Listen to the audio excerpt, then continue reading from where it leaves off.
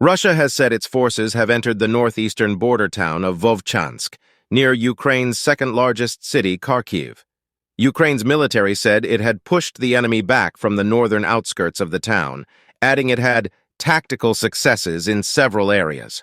Russia has intensified its attacks on the region following Friday's surprise incursions across the border, seizing at least 9 villages and settlements in one of the most significant ground attacks since its full-scale invasion of Ukraine began in February 2022. Thousands of civilians have fled towards Kharkiv.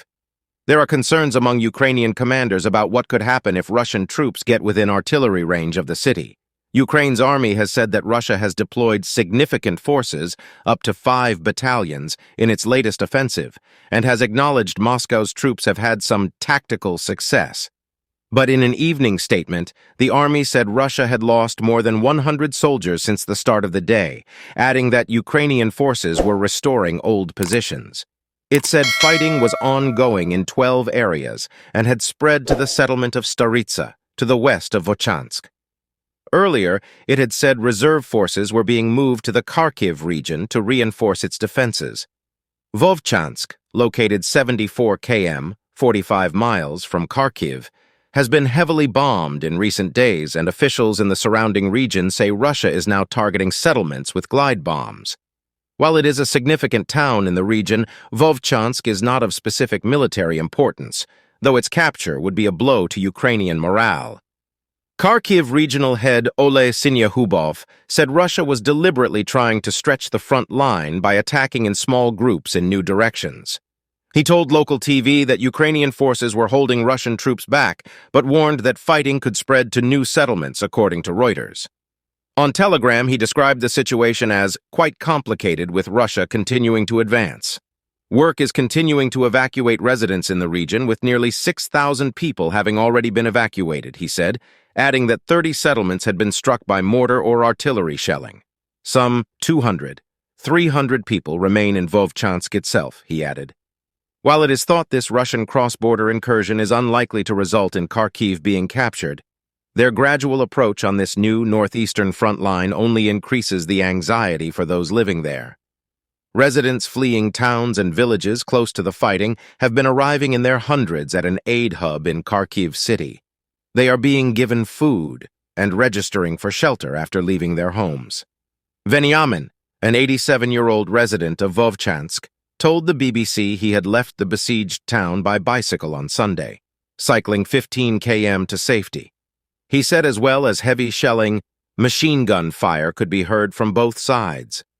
I had to run because it was impossible to be there, he said, adding the town had been cut off from electricity and water supplies.